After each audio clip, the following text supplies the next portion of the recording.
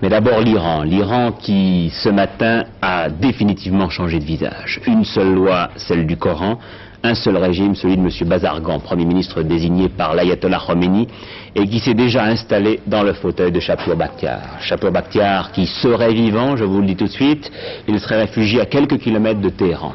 En tout cas, il ne s'est pas suicidé comme le bruit en avait couru hier. De toute façon, tous les bastions qu'il soutenait sont tombés aujourd'hui l'un après l'autre. La garde impériale s'est rendue, la fameuse garde noire fidèle au Shah. Le commandant en chef des armées a été exécuté. L'ancien Premier ministre Oveïda a été extrait de sa prison pour être présenté à la presse aujourd'hui. Je vous propose maintenant de suivre en images le film heure par heure de ces 2 jours d'insurrection sanglante qui ont amené la victoire de la révolution en Iran.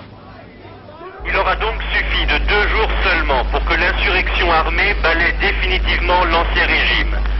Ce matin, les derniers bastions sont tombés aux mains des révolutionnaires, notamment le centre de torture de la Savak et surtout la garde impériale. L'équipe d'Antenne 2 s'est rendue ce matin à la caserne de la garde impériale où on avait déjà hissé le drapeau blanc et le portrait de Khomeini. La foule s'est alors précipitée à l'intérieur pour tout piller. Alors qu'il filmait la mise à sac, notre caméraman Bernard Berlier a été capturé et sévèrement passé à tabac par quelques membres de la garde impériale qui ne pouvaient accepter leur défaite. Sa caméra a été détruite et heureusement il s'en est tiré avec seulement 2 côtes cassées et des conclusions. Ce que personne ne peut expliquer ici, c'est le brutal effondrement de l'armée dont on vantait la force, la loyauté et la discipline.